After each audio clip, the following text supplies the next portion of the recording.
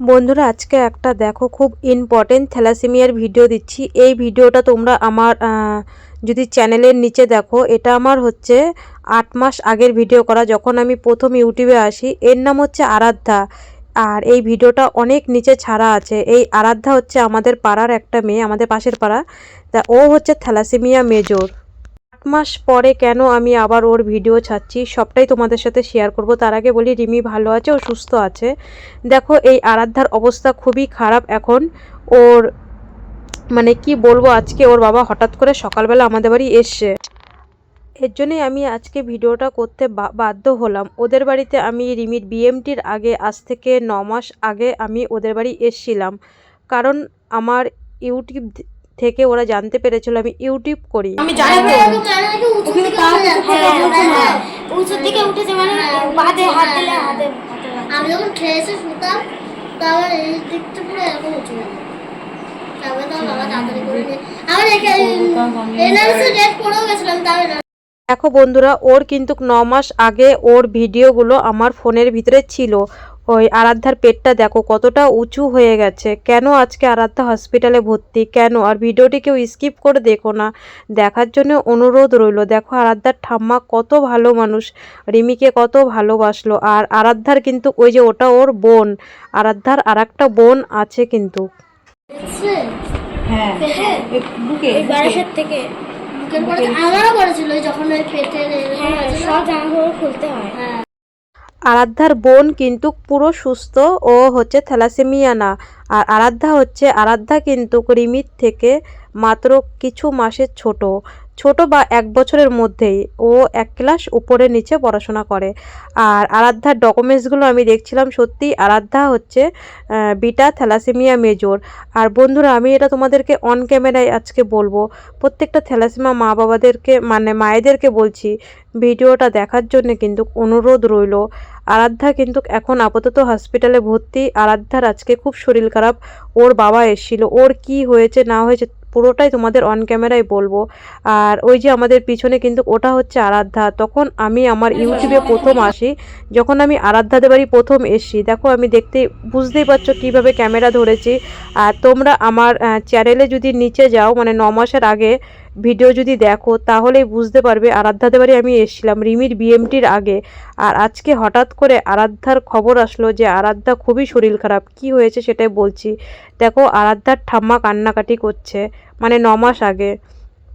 কারণ হচ্ছে আরাধ্যার কোনো ডকুমেন্টস নেই, মানে থ্যালাসেমিয়ার কোনো ডকুমেন্টস নেই। ওরা আমার ভিডিওর মাধ্যমে জানতে পারে যে আমি ইউটিউব করি, এমনকি আমার মেয়ে থ্যালাসেমিয়া, তোমাদের রিমি, সেই ভিডিওর মাধ্যমে ওদের সাথে আমার প্রথম পরিচয়। শুভ সন্ধ্যা বন্ধুরা। 4টে 4:30 সময় স্নান করেছি। এই একটা ভিডিও যে কতবার করে আমি শ্যুট করতে গেলাম, আমার দোকানের পাশে বাড়ি, রাস্তার পাশে বাড়ি, এত লোক আসছে, আমি একটা ভিডিও শ্যুট করতে পারছি না। আমার ভয়েস দিতেও যেমন কষ্ট হয়, সেমন হয়। যাই হোক, কিছু করার নেই, সব কিছুর মধ্যেই তালমিল করেই চলতে হবে। একবারে চাটা করে দিই, তারপরে ভাবলাম ভিডিওটা করি। এই ভিডিওটা আমি 4টের থেকে করতে পারছি না। আজকে আমাদের সেরকম রান্নাবান্নার ঝামেলা ছিল না, কারণ বাবার নিমন্ত্রণ বাড়িতে চলে গেছিলো আমার ভাসুরের মেয়ের সাধ, পাশের বাড়িতেই। রিমি আমার আর বাবার নিমন্ত্রণ ছিল, আমরা দুজন যেতে পারিনি। রিমি যদি না যায় সেখানে আমি যেতে পারি, আর রিমিকে থুয়ে আমি খেতে পারি। আমি ওরকম মা পারবো না। অনেক আমি বড় বড় ইউটিউবারদের দেখেছি বাচ্চাকে থুয়ে খেতে পারে, কিন্তু আমি এই যে রিমির বিএমটির পরে আমি যে 2.5 মাস 3 মাস হসপিটালে রিমির চেক আপে গেছি, আমি শুধু চা ছাড়া, রিমি বিস্কুটটা ভিজিয়ে খেতো, ঘর থেকে আমি মেরি বিস্কুট নিয়ে যেতাম। যারা আমার সাথে দেখা করেছে তারা জানে, অঙ্কিতা ওরা জানে, রিমি একটু বিস্কুট ভিজিয়ে খেতো আর চাটা আমি খেতাম। কোনো দিন আজ পর্যন্ত এই 8 মাসের মধ্যে রিমিকে থুয়ে আমরা কিচ্ছু খাইনি। তা আজকে সাদে দিদি নিমন্ত্রণ করেছিল আমাকে, রিমিকে আর বাবাকে। তা আমি প্রথমেই বলে দিয়েছি রিমি যাবে না, ওদের বাড়িতে অনেক প্রচুর লোক নিমন্ত্রণ সাদে, আমিও যাইনি। আমি এমনি একটু অসুবিধার জন্য একটা শুভ কাজে আমি যাইনি, আর খেতেও যাইনি। বাবা যেহেতু নাইটিটা আনলো, একজনের তো কমসে কম নিমন্ত্রণ রক্ষা করতেই হয়, সে যার বাড়িতে নিমন্ত্রণ করুক, একটা আমাদের লোক ধরে যে এতগুলো লোক আসবে। তাই আমি বললাম তুমি যাও, তারপরে পরে দেখা যাবে, এখন আমি নিমন্ত্রণ বাড়িতে যাব না। 1 বছর ও যাবে না, আমিও যাব না, একদম ডাইরেক্ট বলেই দিয়েছি, মানে বাবাকে বলে দিয়েছি। আর দিদি যখন নিমন্ত্রণ করতে এসেছিলো, আমি বলেছি দিদি তোমার বাড়িতে তো অনেক লোক নিমন্ত্রণ, প্রায় 200-300 লোক নিমন্ত্রণ, রিমি যাবে না এত ভিড়ের মাঝখানে। তা যাই হোক, আর কী করা যাবে। আজকে আমার মেন ভিডিওর উদ্দেশ্য আরাধ্যাকে নিয়ে। আরাধ্যার বাড়ি হচ্ছে আমার বাড়ির থেকে 10 মিনিট দূরে। তোমরা আমার যারা পুরনো সাবস্ক্রাইবার দেখো, নিচে আরাধ্যার ভিডিও আমি একটা পোস্ট করেছিলাম 8 থেকে 9 মাস আগে, আমি বিএমটিতে যাওয়ার আগে। আরাধ্যা হচ্ছে বিটা থ্যালাসেমিয়া মেজর রিমির মতন। আরাধ্যা পরে 7-এ, রিমি পরে 8-এ। ওরা হচ্ছে কয় মাসের কি 1 বছরের ডিফারেন্স আরাধ্যা আর রিমির বয়স। তোমরা তো থাম্বনেলে ছবি দেখলে। আর আমার পুরনো কিছু ক্লিপ ভাগ্যিস তোলা ছিল, মানে পুরো আমি আজকে গ্যালারিতে ঘাঁটতে ঘাঁটতে দেখলাম ছিল। এবার আরাধ্যার ভিডিওটা কেন আবার এতদিন পরে করলাম, আরাধ্যা তো বিটা থ্যালাসেমিয়া মেজর। আমার যখন প্রথমে আমি ভিডিও শুরু করি তখন আরাধ্যার বাবা আমার ভিডিও দেখে আমাদের বাড়ি এসেছিলো। রিমির বিএমটি যখন আমি সবার কাছে সাহায্য চাচ্ছিলাম, আর পাড়ার মধ্যে একটা পাড়া গ্রামের বাড়ি তো বোঝই, একটা মানে আলোচনা হচ্ছিল, মানে ওর বাবার নাম ধরে যে এর মেয়ের হচ্ছে মানে বিএমটি করতে এত লাখ টাকা লাগবে, লোকে বিশ্বাসই করে না, হুস হুস এরকম করতো লোকে। যাই হোক, তা ওর বাবা আমার ভিডিওর মাধ্যমে আমাদের বাড়ি আসে। আসার পরে আমাদের বাজারে একটা পার্লার চম্পা দিদি আছে। তা আমি 1 বছর আগে যখন মানে 8-9 মাস আগে যখন আমি একবার মানে পার্লারে বুড়ো তুলতে গেছিলাম, তা তখন দিদি আমাকে বলেছিল যে ওর বাবার নাম হচ্ছে বিকাশ। তখন বলছিল কি, বিকাশদার মেয়েটা রিমির মা, তোমার রিমির মতন এরকম থ্যালাসেমিয়া, বাচ্চাটার দিকে না তাকানো যায় না, বাচ্চাটার হাতগুলো সরু সরু হয়ে গেছে, পেটটা মোটা হয়ে গেছে, রিমির তো এইসব দেখলে কিছু বোঝাই যায় না, তা তুমি একটু দেখো না। তা এবার আমি যেহেতু ওর বাবা আমাদের বাড়ি আসলো, আমার সাথে কথাবার্তা বললো, তাহলে সেখানে আমার যাওয়া উচিত, আমার যেটা কর্তব্য। সেই সময় সেদিনকে ছিল রবিবার। আমি হচ্ছে রিমিকে, রবিবার হচ্ছে রিমির এই ঘোজা মানে আমাদের এই বাজারেই রিমির কম্পিউটার ক্লাস, আর অন্যদিন হচ্ছে গাইঘাটা বাজারে ওর কম্পিউটার ক্লাস। তাই সেই চৈত মাসের গরমের মধ্যে রিমির হচ্ছে কম্পিউটার ক্লাসে সকালবেলা ও দাদু দিয়ে আসলো। আমি বললাম তুমি দিয়ে আসো, আমি হচ্ছে গিয়ে নিয়ে আসবো। আমি রেডি হয়ে রিমিকে কম্পিউটার ক্লাসের থেকে নিয়ে আরাধ্যাদের বাড়িতে গেলাম। যাওয়ার পরে ওরা খুব যত্ন করলো, খুব সুন্দর। ওর ঠাম্মা, মা, বাবা, আরাধ্যার দাদু সবার অমায়িক ব্যবহার। এবার আরাধ্যার একটা বোন আছে, বোনটা সুস্থ, আর আরাধ্যা হচ্ছে রিমির মতনই বিটা থ্যালাসেমিয়া মেজর।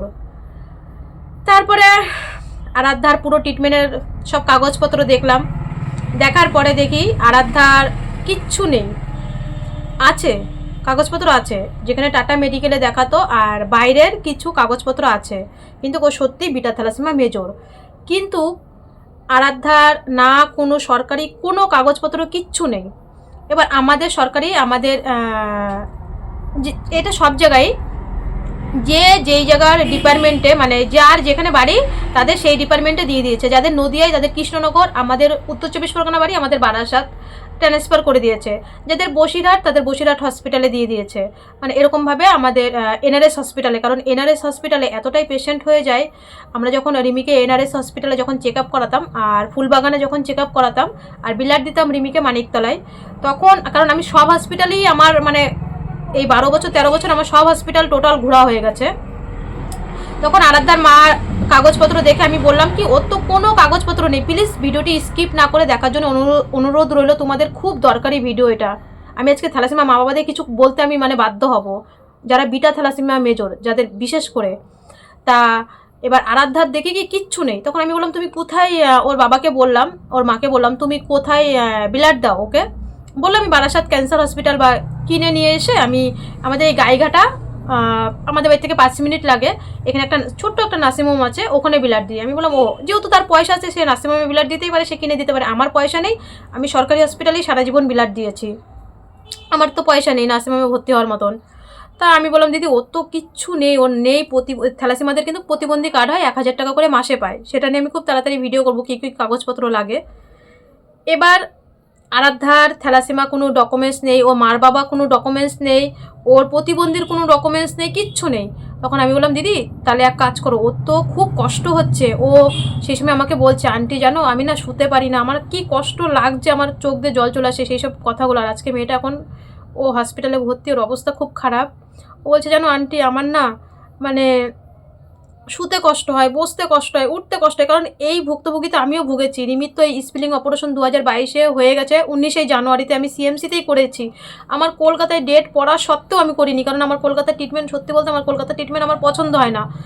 আমার এপ্রিল মাসে রিমির স্পিলিং অপারেশনের ডেট পড়ে গেছে, আমি গিয়ে জানুয়ারিতেই করে নিয়ে চলে এসেছি। আমি 2021-এ গেছি, 2021-এ তখন মনে করো আমি তখন আরও কতটা মানে ছিলাম, এখন যতটা হয়েছি তার থেকেও তখন আমি মানে কি বলবো, আমার 2.5 লাখ টাকা লেগেছিলো।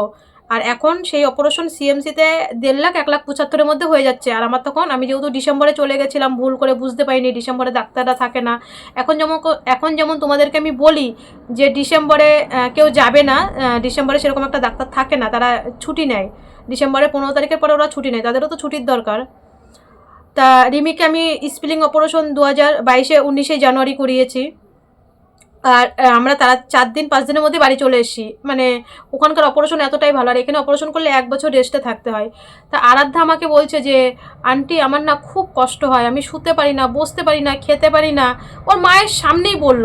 তখন আমি বললাম মা তোর তো স্পিলিং অপারেশনটা খুব তাড়াতাড়ি করার দরকার। তখন ওর মা বলছে কি হ্যাঁ করব করব করব এরকম বলছে। বলতে বলতে আজকে 9টা মাস হয়ে গেছে ওর স্পিলিং অপারেশন করেনি।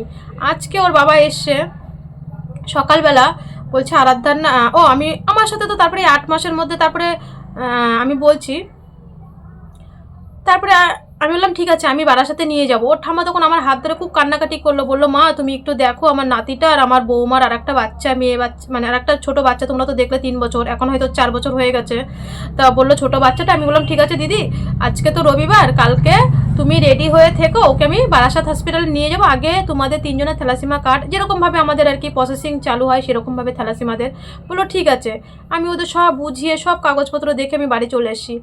আসার পরে আমি রীতিমতন সোমবার রিমির আমার স্কুল আছে, আমি ভোরবেলা 4টের সময় উঠে রান্না করে রিমির স্কুলে টিফিন জল টল যা লাগে গুছিয়ে, তারপরে ওর দাদুর খাবার টাবার সব গুছিয়ে আমি ওদেরকে ফোন করলাম যে আমি তো রেডি, তোমরা কি হসপিটালে যাবে না? বলছে কি না আমাদের নিমন্ত্রণ এসছে, আমরা যাব না। এবার তার মেয়ে সে যদি না যায় আমার তো কিছু করার নেই। আচ্ছা সোমবার গেল, তারপরে মঙ্গলবার গেল, বাপি ফোন করেছিল এর জন্য একটু ভুলে গেছে, মানে ফোনটা ধরতে হয়েছে যে এর জন্যে। তা সোমবার দিন ওরা আমার সাথে হসপিটালে যাবে, পুরো কথা রেডি, আর সোমবার গেল না। তারপরে আবার বুধবার দিন আমাদের হচ্ছে মানে আউটডোর, সপ্তাহে 2 দিন বারাসাতে আউটডোর হয়। আবার বুধবার দিনকে আমি ফোন করলাম, ফোন করার পরে বলছে ওদের নিমন্ত্রণই আর শেষ হয় না। আজকে যদি দাদাভাই ভিডিওটা দেখে রাগ করে তাতে আমার কিছু যায় আসে না। তা বুধবার দিনও গেল না। এরকম করতে করতে 15 দিন চলে গেল, বৈশাখ মাস পার হয়ে গেল, আর ওরা গেল না মেয়েটাকে নিয়ে আমার সাথে, আর ওরা বারাসাত হসপিটালে গেল না। এবার বন্ধুরা তোমরা বলো, আমি একটা বাচ্চাকে আমি একটা থ্যালাসিমা বাচ্চার দায়িত্ব নিয়েছি, তার মা বাবা যদি আমার সাথে না যায় সেখানে কি আমার কিছু করার আছে? তোমরা বলো, তোমরা বলো আমার কিছু করার আছে? বাচ্চাটা তো তার, কারণ তার তো পিছনে আর একটা বাচ্চা, মেয়ে বাচ্চা আছে। আর আমার তো রিমি একাই হচ্ছে, আমার তো রিমির মুখের দিক তাকেই তো আমার সারা জীবন বাঁচতে হবে, সারা জীবন আমার বাঁচতে হবে। আর আমি আজকে কি বলবো, ওরা নিমন্ত্রণ বাড়ি, সাধ্য বাড়ি না নিমন্ত্রণ বাড়ির জন্য বাচ্চারা আউটডোর করতে গেল না। তারপরে আমার রীতিমতন জ্যৈষ্ঠ মাসে আমার হসপিটাল থেকে কল আসলো, যখন টাটার থেকে আমার টাকাটা ঢুকলো তখন আমি চলে গেলাম। 8 মাসে একদিন আরাধ্যার বাবা সেই সময় বলেছিল যে আমি তোমাকে যতটা পারি হেল্প করব। আমি তার কাছে চাইনি, কারণ তার মেয়েও থ্যালাসেমিয়া। যাই হোক তাদের দেওয়ার মতন সামর্থ্য ছিল। তারপরে 8 মাস আমাকে ফোন করেনি কোনো দিন। আর সত্যি কথা বলতে আমারও মাথায় আরাধ্যার কথা ছিল না, আমি রিমির টেনশনের জন্যে। আমি জানি আরাধ্যা তো বাড়িতে আছে, আরাধ্যার মা বাবা আর ওদের অবস্থা খুবই ভালো অবস্থা, ওদের টাকা পয়সা আছে, ইচ্ছা করলে ওরা যখন তখন বিএমটি বা যখন তখন একটা স্পিলিং অপারেশন করতে পারে আরাধ্যার মা বাবা।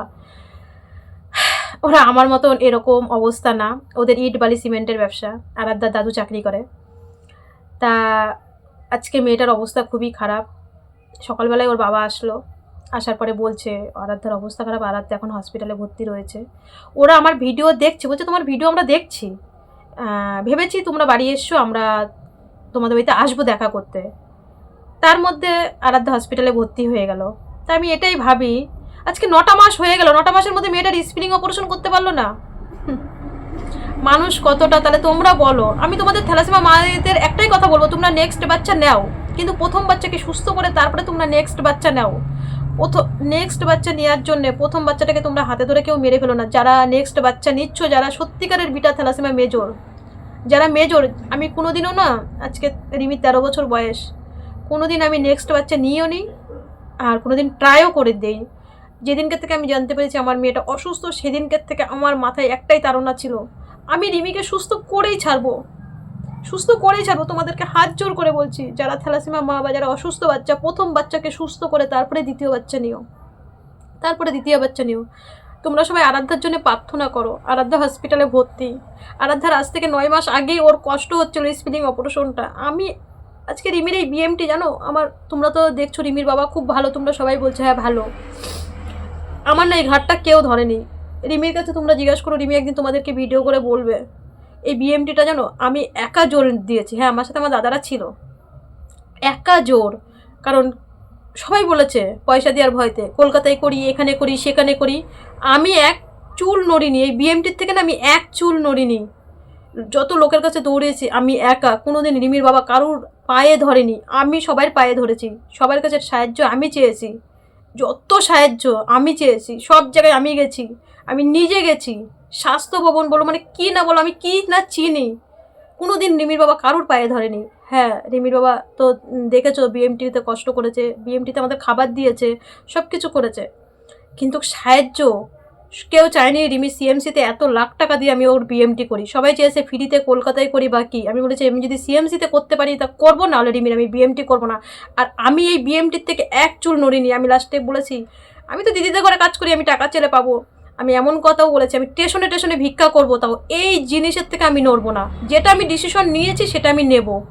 আর আজকে আরাধ্যার একটা স্পিলিং অপারেশন করতে, যেটা কলকাতায় ফ্রিতে হয়, এমনকি স্বাস্থ্যসাথী কার্ডেও হয়, এমনকি 1.5 লাখ টাকার বেশি লাগে না, ওদের সেই পরিস্থিতি ছিল। আজকে মেয়েটার খুবই অবস্থা খারাপ, মেয়েটার খুবই শ্বাসকষ্ট, কি বলবো মানে ওর বাবা যখন আজকে বললো আমার এত কষ্ট হচ্ছিল, আমি ওকে দেখতেও যেতে পারছি না পর্যন্ত হসপিটালে। রিমিকে ফেলেছি, আমি কি করে যাব? রিমির তো মিনিটে মিনিটে জল গরম দিতে হচ্ছে, মিনিটে মিনিটে সব কিছু করাতে হচ্ছে। তোমরা তো দেখেছো আমি কত কষ্ট করেছি। যাই হোক বন্ধুরা, তোমাদের কাছে আমার একটাই অনুরোধ থাকলো, থ্যালাসেমিয়া মায়েদের বলবো তোমরা কম খাও কিন্তু বাচ্চার ট্রিটমেন্ট করো, আয়রনটা বাড়তে দিও না। আর আয়রনটা যদিও বাড়ে ওদের ওই আয়রন চেক আপ রাখবে। আর স্পিলিং অপারেশনটা যদি স্পিলিংটা বেড়ে যায় অপারেশন করবে, না হলে ধীরে ধীরে অবস্থা খারাপ হয়ে যাবে, ঘন ঘন রক্ত লাগবে। আর ওদেরকে ঠিক মতন তোমরা ট্রিটমেন্ট করো, তোমরাও পারবে আমার মতন যদি চেষ্টা করো। আর প্রথম বাচ্চাকে সুস্থ করে, যারা বিটা থ্যালাসেমিয়া মেজর, একটা কথাই বলবো, প্রথম বাচ্চাকে সুস্থ না করে দ্বিতীয় বাচ্চা নিয়ে চিন্তা করো না। হ্যাঁ আমি জানি প্রথম বাচ্চাকে যদি কেউ দেখার মতন থাকে তার কাছে রেখে যে হ্যাঁ পরবর্তীতে সেই ভাই বোনের থেকে বন মেরু ট্রান্সপ্লান্ট করবে, সেটা একটা ভালো কাজ আমি জানি। কিন্তু যাকে ভালো করার সিদ্ধান্ত আর একটা বাচ্চা নিয়েছো, তাকেই তো আগে, বড়টাকে তো আগে দেখতে হবে। কিন্তু আরাধ্যার একটা বোন আছে, ওরা স্পিলিংই অপারেশন করেনি, তা বন মেরু ট্রান্সপ্লান্টের কী করবে জানি না, কোনোদিন করবে কি না করবে। ওর বোনটার বয়স 4 বছর হয়ে গেছে, যারা একটা স্পিলিংই অপারেশন করতে পারিনি এত অবস্থা থেকে। কিছু বলার নেই, তোমরা আরাধ্যার জন্য প্রার্থনা করো, আরাধ্যা যেন আমার বাড়িতে এসে রিমিকে দেখতে পারে। আমি যেমন আরাধ্যার বাড়িতে গিয়ে আরাধ্যাকে দেখে এসেছিলাম, আরাধ্যা যেমন আবার আমার বাড়িতে এসে রিমিকে যেন দেখতে পারে। আর সেই সময় দাদাভাই এসেছিলো, আমি যে ওদের নাম্বারটা নেবো আমার মাথায় আসেনি। তাই রিমির বাবা এসে আমার সাথে বলছিল, আমি থাকলে আমি কটা কথা বলে দিতাম। আমি বলি থাকবে, আর কী করা যাবে, এখন এই ওদের দুঃসময় কাউকে কিছু বলতে নেই। দুঃসময় শুধু এইটুকুই ঠাকুরের কাছে, ঠাকুর তুমি আরাধ্যাকে নিয়ে আসো, দেখি তারপরে ওরা কী সিদ্ধান্ত নেয়, ট্রিটমেন্ট করার কী সিদ্ধান্ত নেয়, সত্যি ওরা কী সিদ্ধান্ত নেয়, তারপরে আমি দেখছি ওদের কী ট্রিটমেন্ট করে। যাই হোক বন্ধুরা, অনেক কথা বললাম আজকে, থ্যালাসেমিয়া মাদের বলতে বাধ্য হলাম, তোমরা বাচ্চাদের প্রতি একটু কী মানে যতই ভিডিও করি যাই করি, আগে আমার রিমি, তারপরে সব কিছু, আগে রিমি। আর আমার শ্বশুর তো মানে আরও বেশি, কাউকে ঘরে ঢুকতে দেওয়া, কাউকে কিছু না, এই ঠান্ডা লাগবো বেরোস না এরকম করে, আমার থেকে আমার শ্বশুর বেশি করে। সত্যি কথা বলতে উনি ওর সব পটি মটি সব কিছু পরিষ্কার করে, কারণ ওকে বাথরুমেও পর্যন্ত যেতে দেয় না। ওকে আমরা এতটাই যত্নতে রাখি, তোমরা যখন আমার বাড়িতে আসবে তোমরা দেখতে পারবে। সবাই ভালো থেকো বন্ধুরা, সবাই সুস্থ থেকো। আজ এই পর্যন্ত। আজকে আরাধ্যার জন্য সারাদিন খুবই টেনশন, খুব চিন্তায় রয়েছি। জানি না ওর বাবা আবার কাল পরশু আমাদের সাথে দেখা করতে আসবে কি না আসবে, সেই মুহূর্তে আমিও নাম্বারটা নিতে পারিনি। কিন্তু ওরা আমার সাথে 8 মাসে একবারও যোগাযোগ করেনি। আমি যে বিএমটি রুমে ছিলাম, দেওয়াটা বড় কথা না, কিন্তু যোগাযোগটা তো আমার সাথে করতে পারতো। বন্ধুরা অনেক কথা বলে ফেললাম, সবাই ভালো থেকো, সবাই সুস্থ থেকো। কাল কোনো এক ভিডিওর সাথে আবার দেখা হচ্ছে। আর আরাধ্যা কেমন থাকে অবশ্যই তোমরা এই যে এর কথা ওর কথা জানতে চাও, দেখো কেউ যদি না বলে আমি কি করে জানবো বলো। এই যে আজকে আরাধ্যার ভিডিওটা তোমরা নিচে দেখো, আজকে 8 মাস পরে ওর বাবা আমাকে 9 মাস পরে আজকে শোনাচ্ছে ওর অবস্থা খারাপ। এবার কেউ যদি না বলে কারোর বাচ্চা কথা, আমি কি করে জানাবো।